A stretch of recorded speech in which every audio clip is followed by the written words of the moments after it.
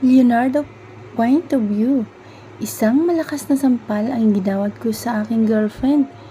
Napabaling ang mukha niya sa lakas ng pagkasampal ko sa kanya. You deserve it, bitch. Matapos kitang mahalin, niloko mo lang ako. Kahit alam ko na malaki ang agwat ng edad natin. Baliwala lang sa akin yun. Minahal kita higit pa sa inakala mo. Kahit marami ang may ayaw sa ating relasyon, binaliwala ko lang ang kanilang sinasabi laban sa'yo. Halos magpuyos sa galit ang dibdib ko. Napakuyom ako sa aking kamao. Hindi na ako masaya sa relasyon natin, Leo. Masyado mo na akong sinasakal sa pagmamahal na sinasabi mo. I need freedom. Anya, lahat naman ibinigay ko sa kanya. Kaya paanong nasakal siya sa relasyon namin? Nagkulang ba ako sa'yo? I devoted my entire time to you. Tapos ito lang ang gagawin mo sa akin? Galit na sigaw ko sa kanya. Leo, I love you. Pero napagod na ako sa relasyon natin. Hindi na ako masaya sa piling mo. Nasasakal na ako. Umiiyak na sabi nito.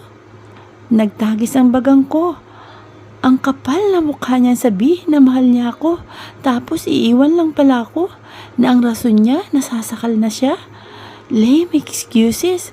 Ang sabihin niya may nahanap na siyang mas may pera kaysa sa akin. Naging bulag ako sa pagmamahal sa kanya. Kahit alam kong pera lang ang gusto niya. Binaliwala ko ang lahat ng yun dahil sa pesteng pagmamahal ko sa kanya. Okay, is that what you want? Go. Pero tandaan mo ito. Oras na umalis ka sa buhay ko, wag na wag ka nang magbabalik pa dahil hindi na kita tatanggapin. Tiningnan lang niya ako at saka lumabas na ng opisina ko.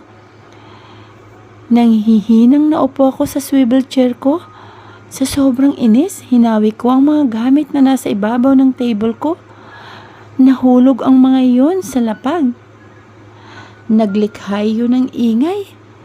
Kung kaya pumasok sa loob ng opisina ko ang aking sekretarya na may pag-aalala sa kanyang mukha. Sir, okay lang po ba kayo? Napatingin ako sa kanya. Okay ba ako sa lagay na to? Tumayo ako upang lumabas ng opisina ko. Linisin mo mga yan. Utos ko sa kanya at saka lumabas ng opisina ko. Kailangan kong uminom dahil gusto kong makalimot. Christine, point of view. Grabe naman si Sir Leo. Kulang na lang wasakin niya ang buong opisina niya. Narinig kong nag-aaway sila ng nobya niya kanina. Hindi naman ako chismoso o chismosa, kaso sa lakas ng sigawan nila, narinig ko mula sa labas ng office ng boss ko. Sa gwapo ba naman ni Sir Leo, nakuha pa siyang hiwalayan ng nobya niya. Kahit 10 taon ang agot nila, minahal naman ni Sir ang babae. Ano pa bang hanapin niya? Nasa boss ko ng lahat. Mayaman, gwapo, matalino at masungit. Medyo sablay nga lang sa ugali. Baka isa yun sa dahilan ng babae. Masyado naman kasing masungit si Sir Leo. Akala mo palaging may dalaw kung magalit. Palagi nga akong nasasampulan. Kulang na lang bugahan ako ng apoy sa galit. Panay ang singhal sa akin at palaging nakakunot ang noo. Ang swerte ng nobya niya dahil mahal na mahal siya nito, pero parang hindi naman na-appreciate ng babae yun. Gano'n naman walang contentment ang mga tao. Gusto nila masigit pa ron. Kontento na ako sa pagiging sekretary. Nabubuhay ko naman ang pamilya ko. Although ako ang breadwinner na sa pamilya namin dahil uli na kami sa mga magulang. Maagang kinuha ng Diyos si tatay, tapos nung nakarang taon, si nanay naman. May 2 kong kapatid, mga nag-aaral pa. Nasa kolehiyo ang sumunod sa akin at ang bunso nasa high school pa lamang. May problema pa sa puso ang bunso kong kapatid. Nagagamot pa ito kaya hindi ko na iniisip ang mag-asawa dahil may mga kapatid pa akong tinutulungan. Kailangan nila ako dahil tanging ako lamang ang tumayong magulang nila. Natapos kong linisin ang magulong opisina ni Sir Leo, lumabas na ako upang gawin naman ang mga schedule ni Sir Leo. Hindi ko na malayang mag-aalas 2 na pala ng hapon. Sana naman kaya nagpunta ang boss kong masungit. Kanina pang umaga umalis yun. Alam naman niyang ang daming trabaho dito sa opisina. Nakuha pang mamasyal sa labas. Speaking of the devil, dumating na sa wakas ang boss kong masungit. Ang kanyang kilay ay parang magdudugtong na sobrang kunot ang noo niya. Why are you looking at me? Masungit na tanong niya nang mapansin ang pagtitig ko sa kanya. Sir, may pipirmahan po kayo. Ito po yung paper, sabi ko. Inabot ko sa kanya ngunit hindi niya ito kinuha. Please, bring it to my office, Anya. Naamoy ko ang alak ng lagpasan niya ako. Mukhang uminom ang bus ko. Broken hearted kasi. Sumunod ako sa kanya, dalang paper na pipirmahan niya. Pagkapasok sa loob, nakita ko itong umiinom sa bote. Mukhang alak ang kanyang iniinom. Palihim akong napailing. Ito na po, sir. Inilapag ko sa table niya ang papel. Napatitig sa akin si Sir Leo, kaya bigla akong naasiwa sa klase ng kanyang pagtitig. Nanlaki ang mga mata ko nang naghubad ng long sleeve. Ang aking boss na masungit sa aking harapan.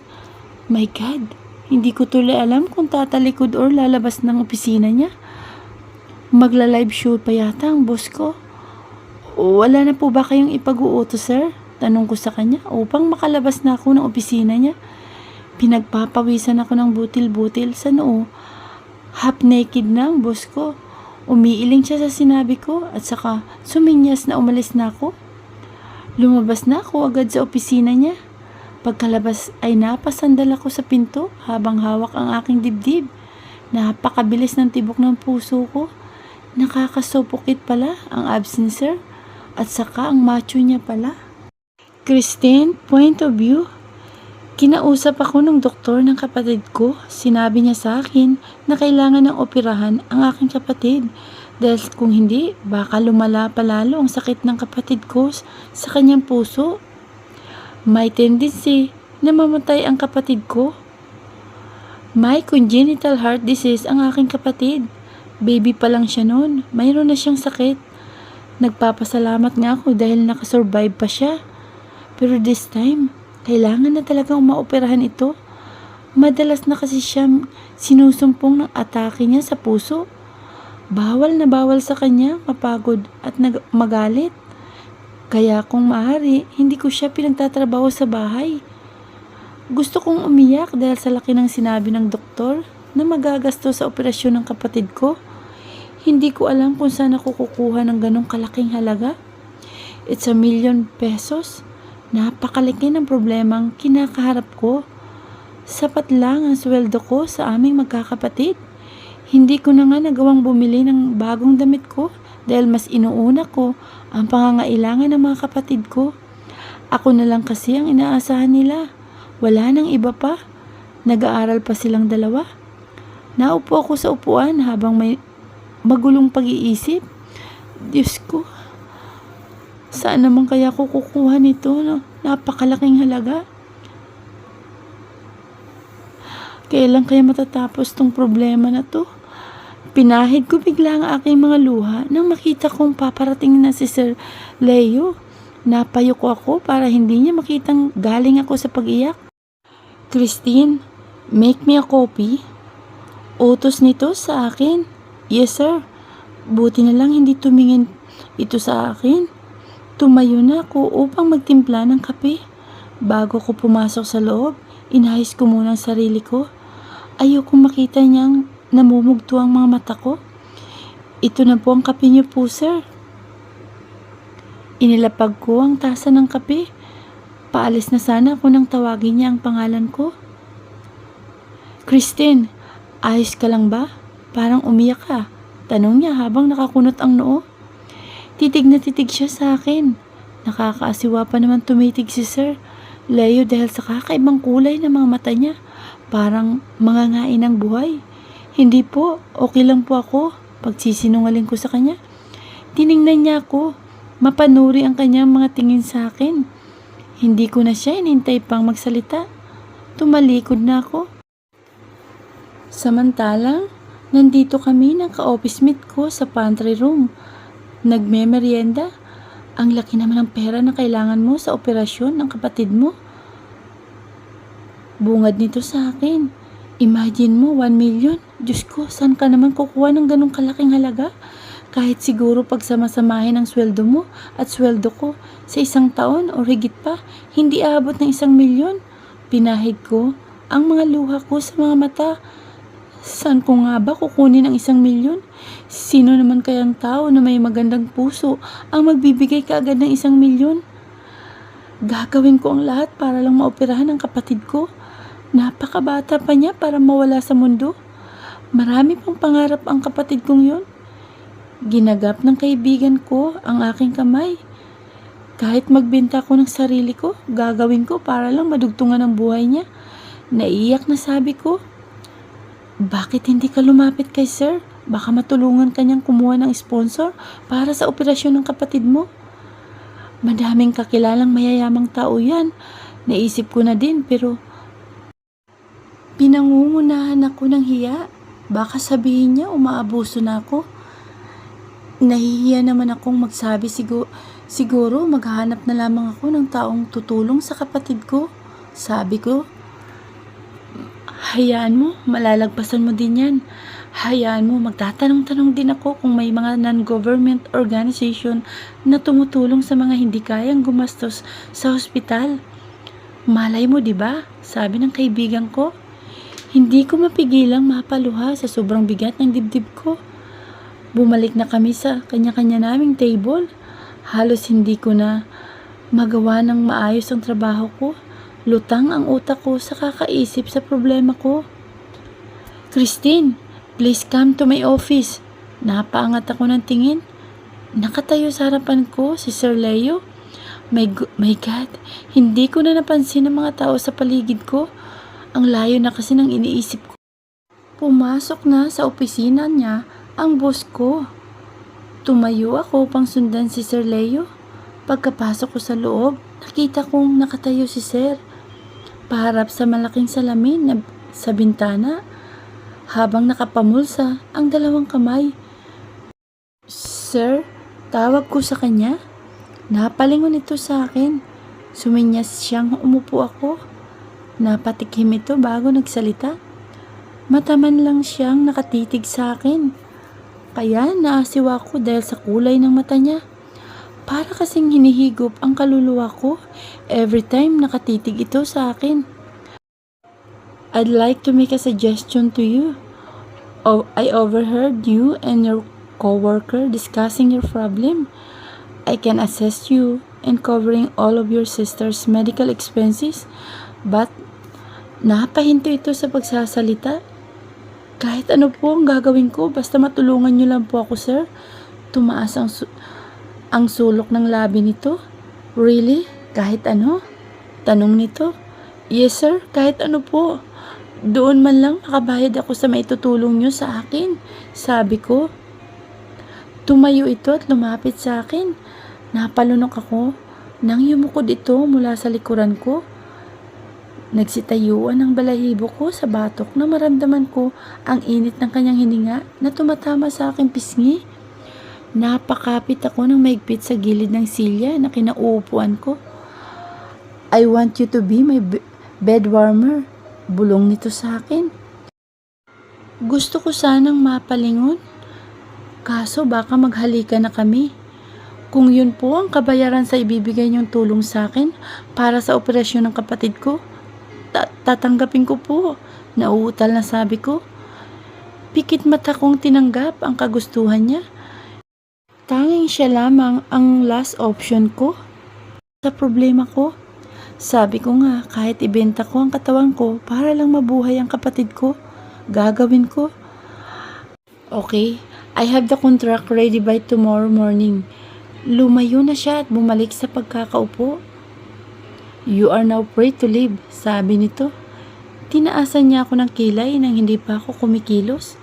Tumayo ako at nagmamadaling lumabas na opisina niya. Pagkalabas ko, hindi ko napigilang maluha. Christine, POB. That is the contract. Basahin mo lahat ang nakalagay dyan. If you have questions, don't hesitate to ask me, sabi nito. Umupo ito sa swivel chair nito habang nakatitig sa akin. Feeling ko, hinuhubaran na niya ako sa klase ng pagkatitig niya. Hindi na talaga ako nasanay o masanay-sanay sa kulay ng mata niya. Para kasing ang mga mata niyang yun ay humihigop sa buo kong kaluluwa. Nanginginig ang kamay kong kinuha ang papel.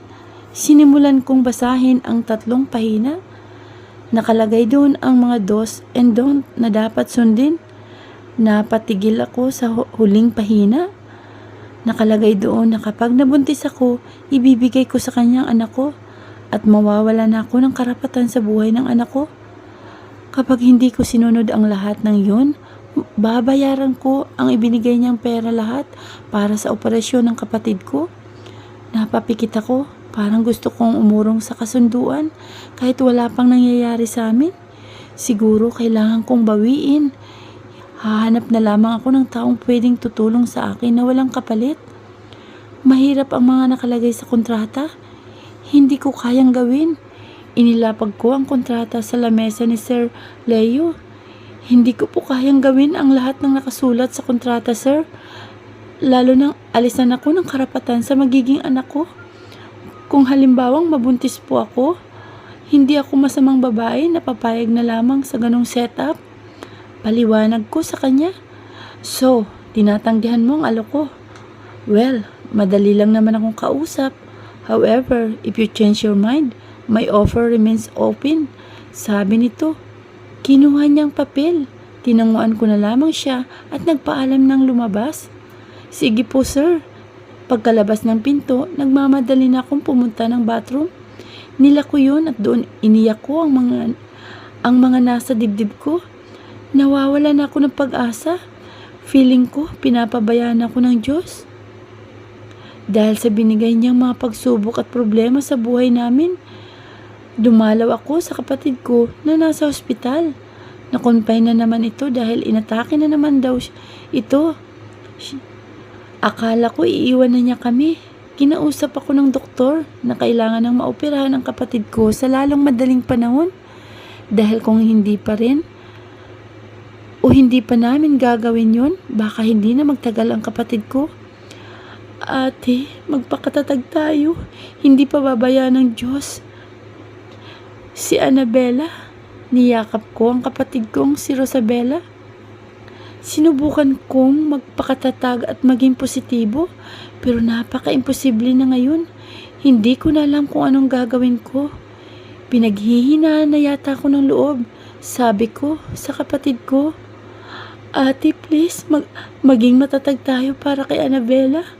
Hinaplos ng kapatid ko ang likod ko. Hindi ako mapalagay sa kinauupuan ko. Nagdadalawang isip ako kung papasok sa loob. Hinimas ko ang braso ko dahil ninenervyos ako. Huminga muna ako ng malalim. Kumatok na ako sa pinto ni Sir Leo. Come in. Narinig ko ang baritoning boses ni Sir Leo.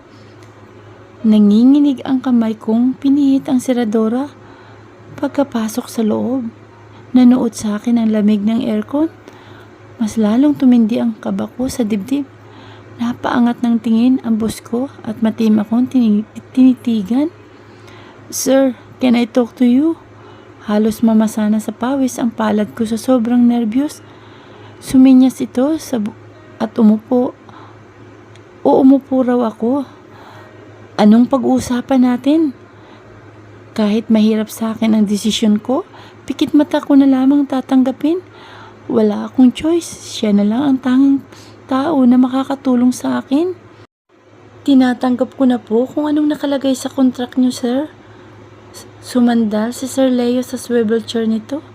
Hindi ito nagsalita, nakatitig lang ito sa akin na para bang nagdadalawang isip kung tatanggapin din ba nito ang pagpayag ko. Humalikip-kip pa ito, kaya humakab ang mamasil na braso nito. Naka-open pa ang 2 butones ng shirt sleeves nito. Kaya lumitaw ang medyo mabalahibo nitong dibdib. Kaya para akong natuyuan ng laway. What changed your mind? Tanong nito sa akin. Kailangan ko na po kasi ng pera, sir.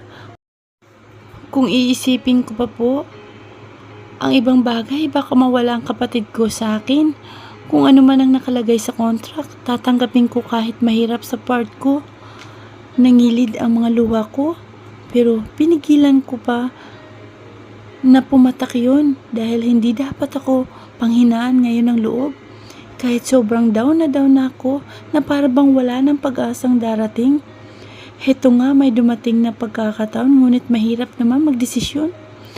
Okay din, inilabas nito ang contract at inilapag niya sa harapan ko. Napatitig ako ng sandali doon. Kinuha ko ang ballpen na ibinigay niya sa akin.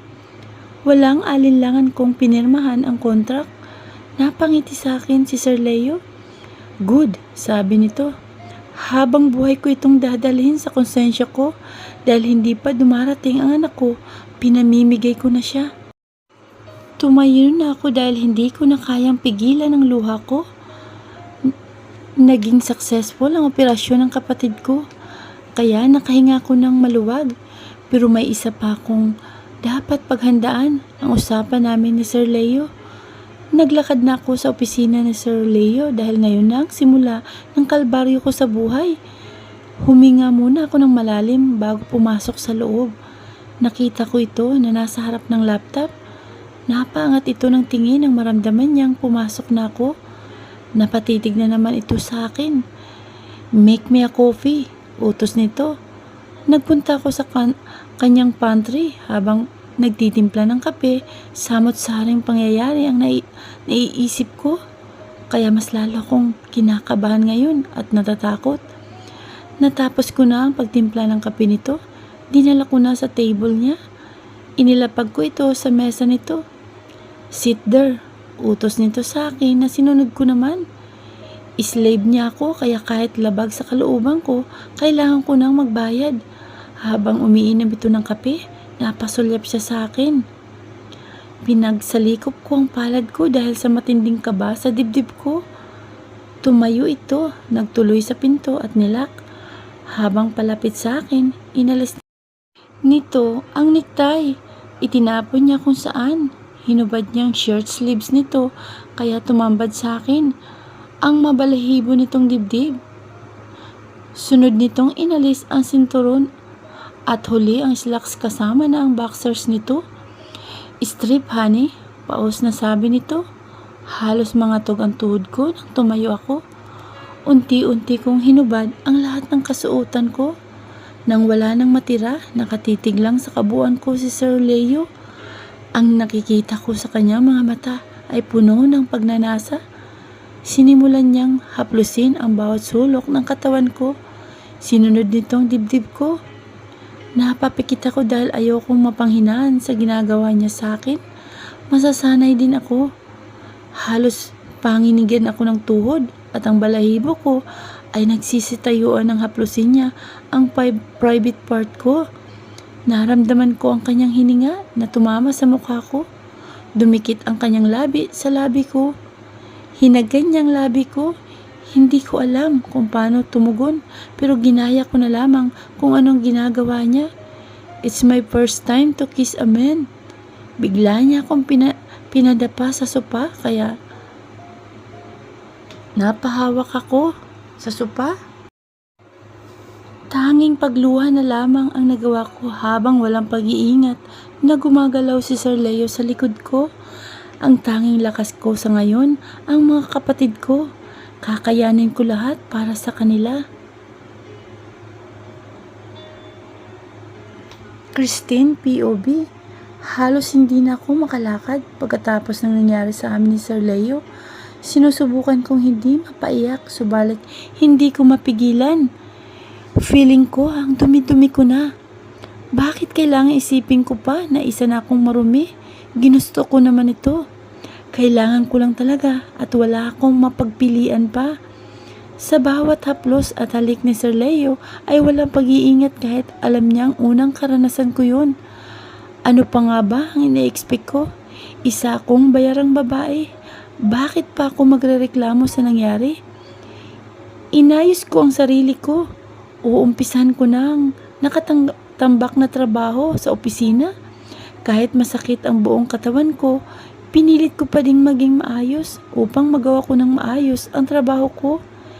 Nakita kong lumabas ng opisina si Sir Leo. Dumaan lang ito na parang walang nakikita. Ano, Christine, huwag kang mag-expect na pagkatapos na nangyari, magiging maganda ang pakikitungo sa'yo ni Sir Leo. Nangangarap lang ako ng gising. Hinarap ko na ang trabaho ko para matapos ko na ito ng maaga. Hindi ko dapat pagsisihan ang ginawa ko. Napakalaking tulong nito sa kapatid ko. Saka ginusto ko naman ito. Makalipas ang ilang oras, bumalik sa opisina nito si Sir Leo. Saan kaya ito nagpunta? Ang daming trabaho na dapat ayusin. Buti bumalik pa sa trabaho. Although, 2:00 na ng hapon. Christine, go to my office. Utos nito. Napabuntong hininga ako. Ano na naman kayang ipapagawa nito sa akin? Inayos ko muna ang mga folder na natapos ko na. Sinalansan ko sa isang tabi. Pagkapasok ko ng opisina nito, nagulat ako nang makita ko siyang nakaluhubad na. Napalunok ako ng laway. Lock the door. Utos nito kaya ginawa ko naman. Don't move there. Utos nito sa akin. Naglakad ito patungo sa kinatatayuan ko. Halos manlaki ang mata ko sa nakikita kong hubad na katawan niya. Ang bilis ng tibok ng puso ko parang akong aatakihin sa puso. Bigla niya akong sinandal sa pader. Itinaas niya ang kamay ko sa bandang uluhan. Napatitig ako sa labi nito. Nanunuyo ang lalamunan ko. Sinimulan niyang halikan ang pisngi ko, pababa ng liig ko. Napaliyad ang ulo ko nang dilaan niyang collarbone ko. Bumaba pa ang halik nito hanggang sa bandang dibdib ko. Kahit may damit pa ako, feeling ko nakahubad ako sa paraan ng paghalik niya. Binabahan niya ang blouse ko kaya tumambad ang balikat ko. Sinipsip niya ang balat ko sa may bandang balikat. Bawat hagod ng labi niya sa balat ko ay nadadala ko. Lumayo muna ito habang titig na titig sa kabuuan ko. Strip, utos nito sa akin na parang isang bayaran. Ganun naman talaga ang tingin niya sa akin dahil totoo naman yon, isa kong bayaran. Hinubad ko na ang lahat ang suot ko. Halos panginigan ako ng tuhod nang simulan na niya akong galawin habang kami ay nakatayo. Tanging pagluha na lamang ang nagawa ko. Umuwi ako sa bahay na masakit ang buong katawan ko. May sugat ako sa bandang dibdib ko dahil kinagat ng boss ko. Pinanggigilan niyang kagatin ang balat ko sa bandang doon. Gusto kong mapaiyak ng mga oras na yon. Wala akong nagawa para pigilan ito sa gusto niya. Bayad lahat ng serbisyo na ibibigay ko. Hindi dapat ako nagrereklamo. Para tuloy akong walang kwentang babae na sa paraan ng pag-angkin niya sa akin. Pinahid ko ang luha ko nang pumatak ito. Gabi na akong nakauwi dahil pinag-uti pa niya ako. Sinilip ko ang dalawa kong kapatid. Napangiti ako. Magkayakap sila habang natutulog. Gagawin ko ang lahat para sa mga kapatid ko. Mahal na mahal ko sila dahil sila ang buhay ko. Kahit buhay at kaligayahan ko, isasakripisyo ko para sa kanila. 2 buwan nang ginagamit ako ng boss ko sa araw-araw ng buhay ko. Naging manhid na ako sa sakit. Iniisip ko na lamang ang mga kapatid ko kaya naging malakas at matatag ako. Minsan gusto ko nang sumuko. Nagulat ako nang pinatawag ako ni Sir Leo sa conference room. Akala ko wala siya ngayon dahil may lakad sila ng kaibigan nitong babae. Hindi ko alam kung nobya ba niya yun dahil madalas kong makita ang babae na nagpupunta dito. Huminga muna ako ng malalim bago pumasok sa loob ng conference room. Napatingin ito sa akin nang maramdaman niyang nakapasok na ako. Nakaupo ito sa swivel chair habang nasa harapan ng laptop. Nakakunot ang noo nito. Wala pa bang laman ang tiyan mo? You need to see a doctor. Nagulat ako sa sinabi niya. Hindi ko pa po alam, sir. Kung gusto nyo, magpapatingin po ako sa OB-GYN. Nakayukong sabi ko. Ano pang hinihintay mo? Get out? Sigaw nito sa akin. Lumabas na ako ng conference room. Nasa lubong ko ang babaeng laging nagpupunta dito. Good morning po, ma'am. Bati ko sa babae. Good morning to. Nandyan ba si Leo? Tanong nito sa akin. Yes po, ma'am. Nasa loob po ng conference room. Buti pa siya, mabait sa akin. Thank you. Pasasalamat nito sa akin. Pumasok na ito sa loob. Hindi na isara ng babae ang pinto, kaya nakita ko kung paano halikan ni Sir Leo sa labi ang babae. Nang lumingon ako, tumalikod na ako dahil nasasaktan ako. Aminin ko man o hindi, may nararamdaman ako para sa kanya. Alam kong mali ito, subalit hindi ko kayang pigilan ang pagtibok ng puso ko para sa kanya. Naiinis ako sa sarili ko dahil hindi na ako maumay-umay na umiyak. Pinahid ko ang mga luha ko. Sana walang mabuo dahil ayokong ipamigay ang anak ko. Hindi kaya ng konsensya ko. Kinabukasan, pinaghapdi lang ako na si Sir dahil pupunta ako ng OB-GYN.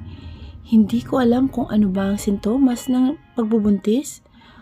Irregular ang menstruation ko kaya hindi din 100% na mabubuntis o buntis nga ako. Pinuntahan ko ang nirecommend ni Sir na OB-GYN. Kakilala niya daw to kaya doon ako pumunta. Hinintay ko ang doktora na titingin sa akin. Hindi ko maiwasan ang kabahan at matakot. Natatakot ako sa malalaman ko. Tinawag na ako ng sekretary ng doktora. Pinapasok niya ako sa loob. Halos gumuho ang mundo ko nang malaman kong positive ang result. Hindi ko malaman kung anong gagawin ko. Madaming ideya ang pumasok sa isip ko. Tatakas kami ng mga kapatid ko para lang hindi niya makuha ang anak ko. Pero pumirma ako sa kasunduan. Baka makasuhan pa ako. Paano na lang ang kapatid ko kung ipakulong niya ako? Maimpluwensyang tao pa naman si Sir Leo. Siguradong sa kulungan ang bagsak ko. Habang nasa taxi, hindi ko mapigilang umiyak. Napatingin sa akin ang taxi driver. Ma'am, okay lang po ba kayo? Tanong nito na may pag-aalala. Okay lang po ko kuya, dito na lang po, sabi ko sa taxi driver. Kahit medyo malayo pa ang babaan ko. Nagpasya akong ipahinto na ito. Maglalakad na lang ako. Nagtatakang tinignan ako ng taxi driver. Ibinigay ko na ang bayad ko. Hindi ko na kinuhang sukli. Wala ko sa sarili habang naglalakad. Parang gripo ang luha ko. Hindi na maubos-ubos sa kakapatak. Masyadong okupado ang utak ko sa kalagayan ko. Hindi ko alam kung ano bang gagawin ko. Sasabihin ko ba kay Sir na buntis ako or sasabihin kong hindi? Kapag lumaki ng tiyan ko, saka ako tatakas. Paano naman ang mga kapatid ko? Isasakribisyo ko ba sila sa isang walang muwang na bata? Dugot laman ko din to. Napahinto ako sa may gilid. Napaupo ako at nagiiyak. Pinagtitinginan ako ng mga tao. Hindi ko na alintana na madaming tao ang dumadaan. Hindi ko alam na ganito pala kahirap ang magdesisyon. Wala akong kwentang ina. Yun ang nasa isip ko ngayon. Dahil ipamimigay ko ang sarili kong anak. Leonardo POV. Hindi ako mapakali sa kinauupuan ko. I need to know kung buntis na. Si Christine, I've been calling her but she never picks up the call. Napatingin ako sa pinto nang pumasok ang kanina ko pa hinihintay. Nakita ko namamaga ang mga mata niya. Bigla akong naawa. Sa itsura niya, bakit naman ako maawa sa babaeng bayaran? Kagaya lang siya ng ex ko. Pera lang ang katapat. I've been calling you many times. Bakit hindi mo sinasagot? Galit na sigaw ko. Napapitlag pa ito dahil sa gulat sa pagsigaw ko. Sorry po sir. Nakasilent po ang phone ko kaya hindi ko po narinig ang tawag nyo. May binigay itong papel. Padarag ko itong kinuha at tiningnan. Tiningnan ito ng masama. Kung nakakasugat ang mga tingin ko, kanina pa ito nasugatan. Binasa ko ang laman nun. Napangiti ako nang makita kong positive ang result. Tiningnan ko si Christine na nakayuko. Kailangan mong alagaan na magiging anak ko. Bibigyan kita ng pera para may pang tustos ka habang pinagbubuntis mo ang anak ko. At huwag na huwag kang gagawa ng hindi ko magugustuhan. Hindi mo alam kung anong kaya kong gawin sa inyo na mga kapatid mo. Napaangit ito ng tingin.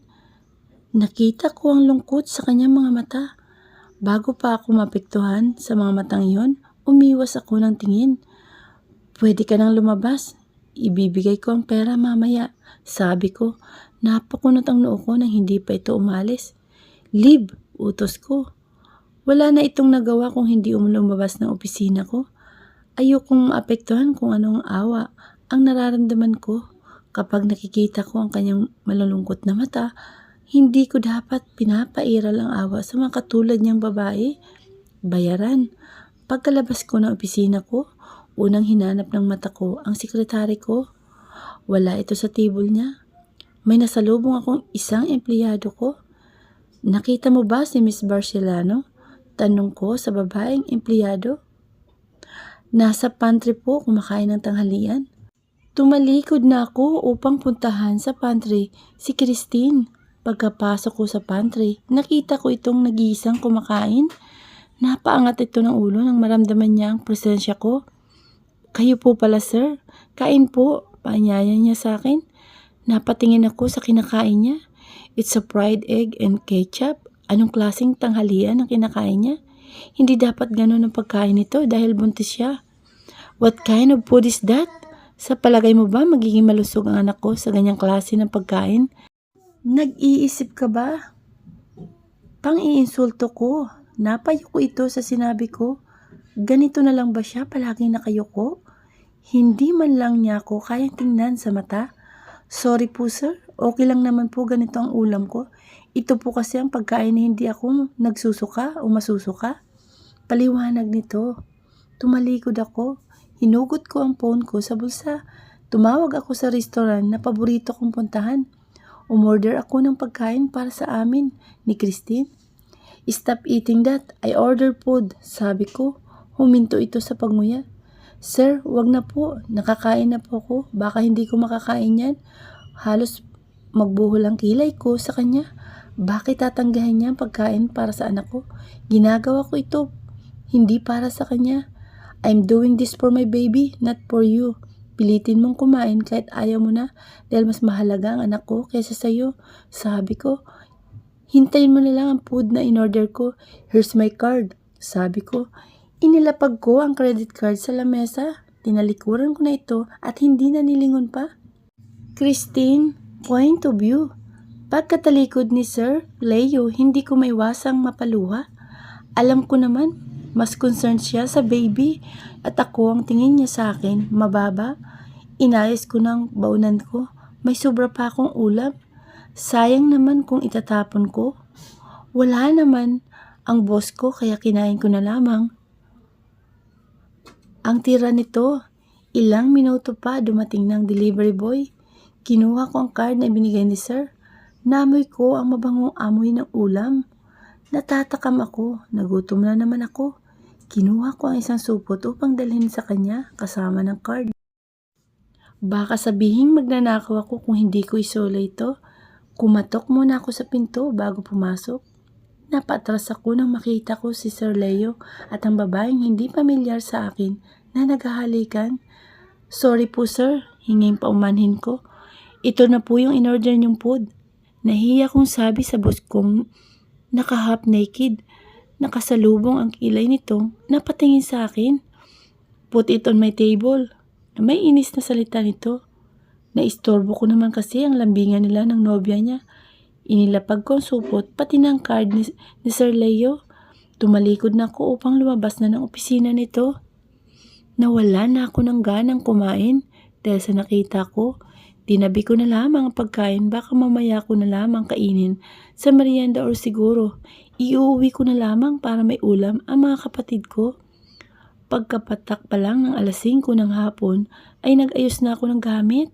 Wala namang sinabi ang boss ko na mag-OT ako. Nadaanan ko pang pinto ng boss ko. Dahil sa curiosity, nandun pa din sila ng babae. Dinikit ko ang tenga ko. Napatakip ako ng bibig nang may marinig akong umuungol at may babaeng nagsasalita. Hindi ko maintindihan ang sinasabi niya. Ang lakas ng tibok ng puso ko. Lumayo na ako. Baka may makakitas pa sa akin. Pagka-uwi ko ng bahay, naabutan ko pa nagising ang dalawa. Ate Christine, buti maaga ka ngayon. Lumapit ang bunso namin at yumakap sa akin. Hindi ako pinag-uti ng boss ko. Kumain na ba kayo? Tanong ko. Ito nga, bibili pa lang ako ng ulam, ate. Napangiti ako, buti hindi ko pa kinain ang pinadeliver ni sir kanina. Huwag na kayong bumili, may sobra kasi akong ulam. Initin nyo na lang muna ito, sabi ko sa kapatid ko. Binigay ko sa kanilang supot. Wow, mukhang masarap ito ah. Ate, saan mo binili po ito? Parang mamahalin sa restaurant galing ah. Pinabili ng boss ko kanina. Hindi ko naman nakain dahil nga may baon ako. Sabi ko, umupo ako sa kahoy na upuan namin. Hinimas ko ang tiyan ko.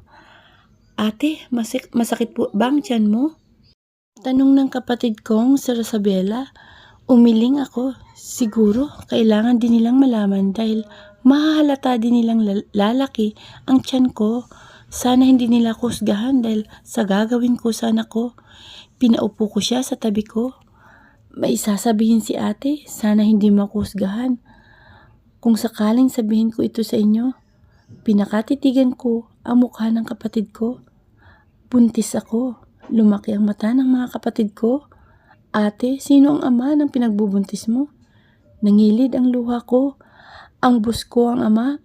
Binenta ko ang sarili ko. Kapalit ng pera para sa operasyon ni Annabella.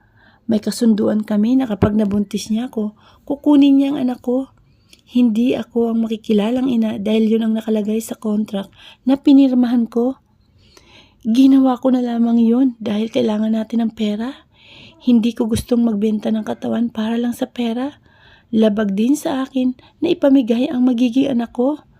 Kailangan ng operahan si Annabella. Sana mapatawad niyo ang ate dahil binenta ko ang anak ko. Napaluha na ako ng tuluyan. Sa tuwing naiisip ko ang kaawa-awa kong anak, hindi ko mapigilang pagsikipan ng dibdib. At tumulo ang luha ko. Napayakap ang kapatid ko sa akin. Ate, sorry. Napalingon kami kay Annabella. Nakatayo ito habang nakatingin sa amin ni Rosabela. Ate, dahil sa akin, nagawa mo yun. Hindi kita huhusgahan kasi sinakripisyo mo ang sarili mo pati na magiging anak mo nang dahil sa akin. Kaya wala akong karapatan na magalit sa'yo. Sabi ng kapatid kong si Annabella, napaiyak na din ito. Lumapit ito at yumakap sa bewang ko. Mahal na mahal ko kayo. Kaya kaya kong isakripisyo kahit sa sarili kong kaligayahan para lamang sa inyo. Nagyakapan kaming tatlong magkakapatid.